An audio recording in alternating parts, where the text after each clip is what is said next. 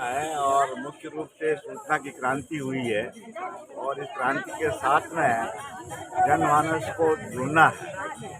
आज कंप्यूटर का युग है, आज मोबाइल का युग है और ऐसे समय में जो राज्य सरकार और केंद्रीय सरकार ने जो योजनाएं निकाली है और खास तौर से सामाजिक सुरक्षा को ध्यान में रखते हुए जो योजनाएं निकली है, गरीब तबके के लिए, मजदूर तबके के लिए योजनाएं निकली है, उसका लाभ विशेष करके मोहल्ले में सब लोगों को, गरीब लोगों को मिले, इसके लिए ये साधन खास तौर से शिविर आयोजित किए गए। मैं इनके आयोजकों को खास तौर से बधाई देना चाहता हूँ, आभार प्रकट करना चाहता हूँ कि आप जनता के मध्य में आके उनकी समस्याएं हल कर रहे हैं, उनके कार्ड बनवा रहे हैं, उनके श्रमिक कार्ड बन रहे हैं। तो निश्चित रूप से इसकी योजनाएं हैं, उनका पता भी लग रहा है लोगों को और उसका लाभ भी लोगों को मिल रहा है।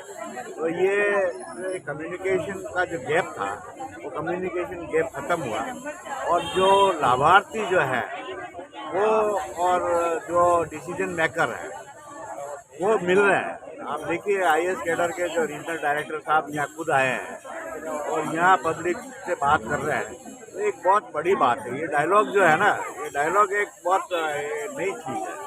तो बिल्कुल जैसे प्रशासन शहर के अंदर आ गया है, प्रशासन लोगों के बीच में आ गया है, प्रशासन वार्ड में आ गया है, तो ये एक बहुत ही बढ़िया बात है, बहुत खुशी की बात है।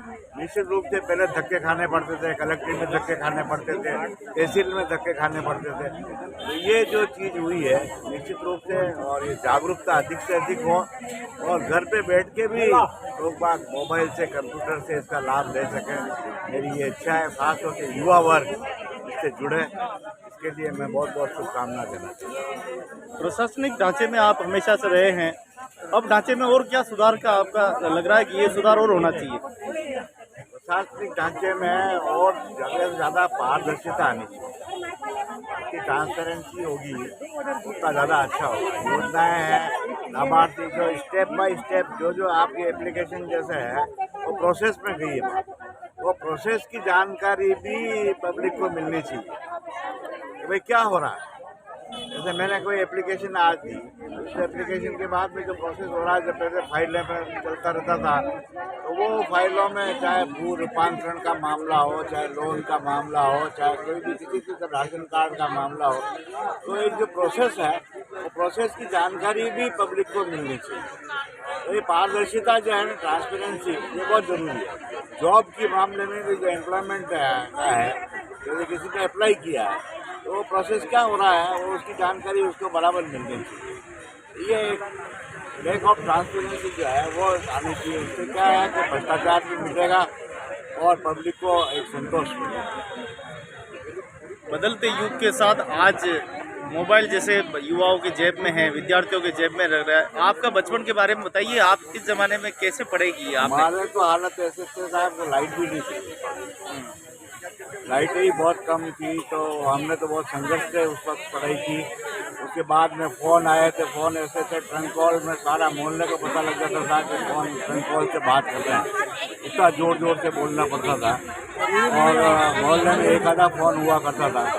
मेरे को खुद को एक सारे मोहल्ले में मेरे पास ही एक फ़ोन था, तो सब किसी मरण मौत वगैरह किसी भी मामले में सारे मोहल्ले वाले मेरे पास आके सारे फ़ोन ले जाते, बात करते थे।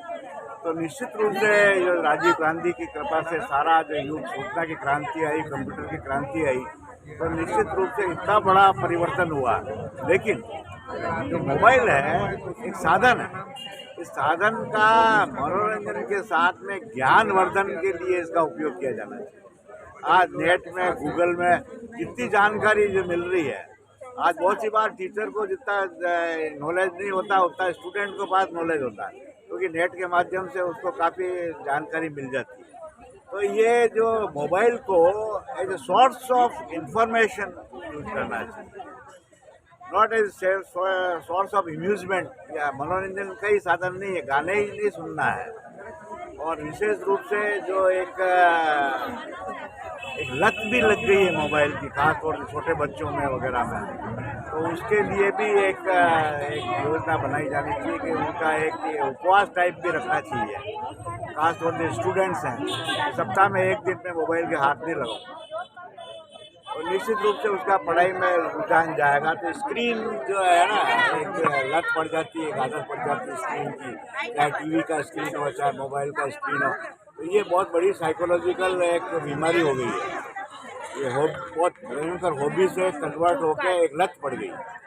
ये भी बहुत जरूरी है कि इसमें भी एक उपवास टाइप का हो कि सप्ताह में 1 दिन 2 दिन, जैसा हमारे प्रधानमंत्री भी इस बात को कह रहे हैं, तो वो एक उपवास टाइप करना चाहिए और इसको सोर्स ऑफ इंफॉर्मेशन, नॉलेज के रूप में देखना चाहिए।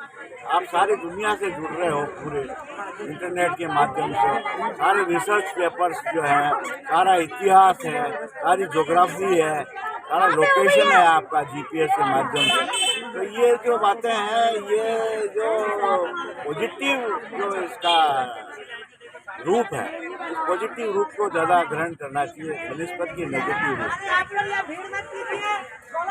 क्या कहना चाहेंगे विशेष करके युवाओं को, यूथ को क्या संदेश है आपका? युवा को वहाँ आप देखो, आज संघर्ष का युग है, तो निश्चित रूप से कंपटीशन ज़्यादा है। कंपटीशन ज़्यादा है तो आपको परफेक्शन की तरफ जाना पड़ेगा।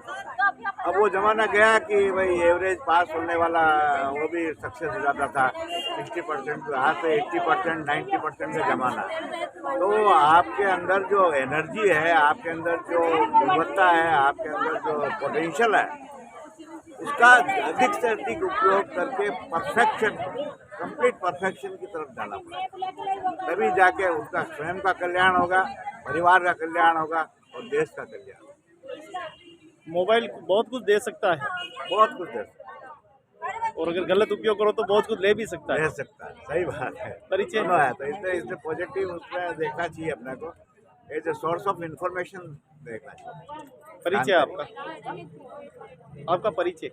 मैं doctor Madhusudan Sharma, ex vice chancellor Kota university and ex dean college of science Mohanlal Sukhadia university and ex president district Congress committee. धन्यवाद।